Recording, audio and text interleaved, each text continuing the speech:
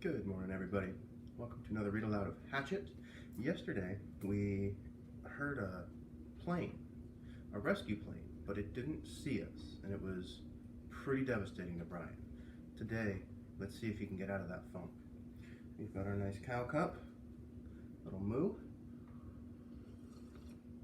Oh, we've got little cow, little otter, little Diego, and I think we're ready for the story. All right, Brian, let's do this. Brian stood at the end of the long part of the L of the lake and watched the water, smelled the water, listened to the water, and basically was the water. As fish moved and his eyes jerked sideways to see the ripples, he did not move any other part of his body and did not raise the bow or reach into his belt pouch for a fish arrow. It was not the right kind of fish, not a food fish. The food fish stayed close in the shallows and did not roll that way, but made quicker movements, food movements. The larger fish rolled and stayed deep and could not be taken, but it didn't matter. This day, this morning, he was not looking for fish. Fish was the light meat, and he was sick of them. He was looking for one of the foolish birds. He called them fool birds. And there was a flock that lived near the end of the long part of the lake. But something he did not understand had stopped him as he stood, breathing gently through his mouth to keep silent, letting his eyes and ears go out to do the work for him. It had happened before this way. Something had come into him from outside to warn him, and he had stopped. Once it had been the bear again. He had been taking the last of the raspberries, and something came inside and stopped him. And when he looked where his ears said to look, there was a female bear with cubs. He had taken 2 more steps. He would have come between the mother and her cubs, and that was a bad place to be. As it was, the mother had stood and faced him and made a sound, a low sound in her throat, to threaten and warn him. He paid attention to the feeling now, and he stood and waited patiently, knowing he was right and that something would come. Turn, smell, listen, feel, and then a sound. A small sound, and he looked up and away from the lake and saw the wolf. It was halfway up the hill from the lake, standing with its head and shoulders sticking out into a small opening, looking down on him with wide yellow eyes. He had never seen a wolf, and the size threw him, not as big as a bear, but somehow seeming that large. The wolf claimed all that was below him as his own, took Brian as his own. Brian looked back and forth and felt afraid because the wolf was so right. He knew Brian, knew him and owned him, and chose not to do anything to him. But the fear moved then, moved away, and Brian knew the wolf for what it was. Another part of the woods, another part of all of it. Brian relaxed the tension on the spear in his hand, settled the bow in his other hand, from where it had started to come. He knew the wolf now, as the wolf knew him, and he nodded to it. He nodded and smiled. The wolf watched him for another time, another part of his life. Then it turned and walked effortlessly up the hill. As it came out of the brush, it was followed by 3 other wolves, all equally large and gray and beautiful, all looking down on him as they trotted past and away, and Brian nodded to each of them. He was not the same now.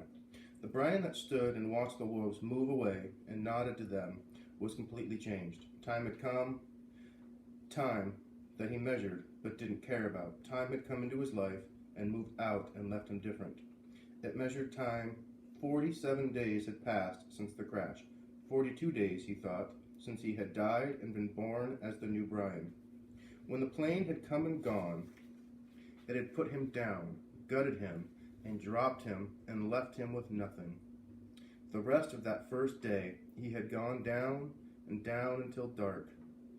And he had let the fire go out, had forgotten to eat even an egg, and let his brain take him down to where he was done, where he wanted to be done and done, to where he wanted to die.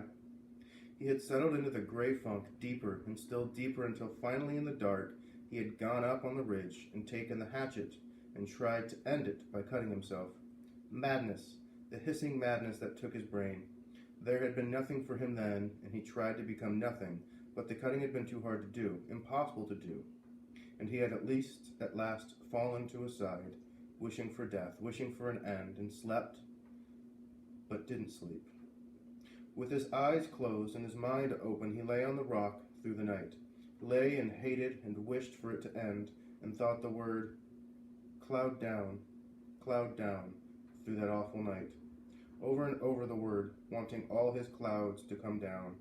But in the morning he was still there on his side, and the sun came up, and when he opened his eyes, he saw the cuts on his arms, the dry blood turning black. He saw the blood and hated the blood, hated what he had done to himself when he was the old Brian and was weak.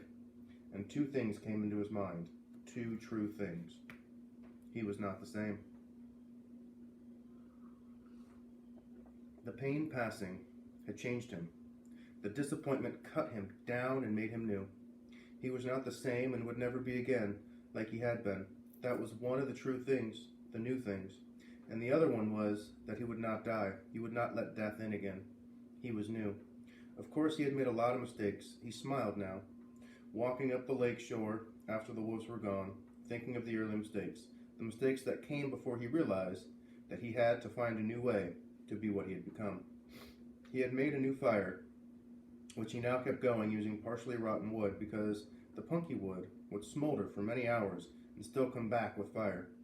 But that had been the extent of doing things right for a while. His first bow was a disaster that almost blinded him. He had sat a whole night and shaped the limbs carefully until the bow looked beautiful. Then he had spent 2 days making arrows. The shafts were willow, straight and with the bark peeled, and he fire-hardened the points and split a couple of them to make forked points, as he had done with the spear. He had no feathers, so he just left them bare, figuring for fish they only had to travel a few inches. He had no string, and that threw him until he looked down at his tennis shoes. They had long laces, too long, and he found that one lace cut in half would take care of both shoes, and that left the other lace for the bowstring. All seemed to be going well until he tried a test shot. He put an arrow to the string, pulled it back to his cheek, pointed it at the dirt, and at that precise instant the bow wood exploded in his hands, sending splinters of chips of wood into his face. 2 pieces actually stuck in his forehead just above his eyes, and if they had been only slightly lower, they would have blinded him. Too stiff. Mistakes. In his mental journal, he listed them to tell his father. Listed all the mistakes. He had made a new bow, with slender limbs and more fluid, gentle pull, but could not hit the fish, though he sat in the water and was, in the end, surrounded by a virtual cloud of small fish. It was infuriating. He would pull the bow back and set the arrow just above the water, and when the fish was no more than an inch away, he'd release the arrow, only to miss. It seemed to him that the arrow had gone right through the fish again and again, but the fish didn't get hurt. Finally, after hours, he stuck the arrow down in the water, pulled the bow, and waited for a fish to come. Close, and while he was waiting, he noticed that the water seemed to make the arrow bend or break in the middle. Of course. He had forgotten that water bends light. He had learned that somewhere, in some class. Maybe it was biology. He couldn't remember. But it did bend light, and that meant the fish were not where they appeared to be. They were lower, just below, which meant he had to aim just under them. He would not forget his first hit, not ever. A round-shaped fish with golden sides as gold as the sun, stopped in front of the arrow, and he aimed just beneath it, at the bottom of the edge of the fish, and released the arrow, and there was a bright flurry, a splash of gold in the water. He grabbed the arrow and raised it up, and the fish was on the end, wiggling against the blue sky. He held the first fish against the sky until it stopped wiggling. He held it and looked to the sky and felt his throat tighten, swell, and fill with pride at what he had done. He had done food. With his bow, with an arrow fashioned by his hands, he had done food. He had found a way to live. The bow had given him this way, and he exulted in it. The bow, and the arrow, the fish, and the hatchet, and the sky. He stood and walked from the water, still holding the fish and arrow and bow against the sky, seeing them as they fit his arms, as they were part of him. He had food. He cut a green willow fork and held the fish over the fire until the skin crackled and peeled away, and the meat inside was flaky and moist and tender. And then he picked off carefully with his fingers, tasting every piece, mashing them in his mouth with his tongue to get the juices, hot, steaming pieces of fish. He could not, he thought then, ever get enough. And all that first new day, he spent going to the lake, shooting a fish, taking it back to the fire, cooking it and eating it, and back to the lake, shooting a fish, cooking it, eating it, and on the way, and on, until it was dark. He had taken the scraps back to the water with the thought that they might work for bait, and the other fish came by the hundreds to claim them. He could take his pick of them, like a store, he thought, just like a store. He could not remember later how many he ate that day, but he thought it must have been over 20. It had been a feast day, his first feast day, and a celebration of being alive and the new way he had of getting food. By the end of the day, when it became dark and he lay next to the fire with his stomach full of fish and grease from the meat smeared around his mouth, he could feel new hope building in him. Not hope that he would be rescued, that was gone, but hope in his knowledge, hope in the fact that he could learn and survive and take care of himself. Tough hope, he thought that night. I am full of tough hope. Wow.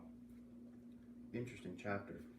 So, we went from his 5th day to his 47th day in one turn of the page.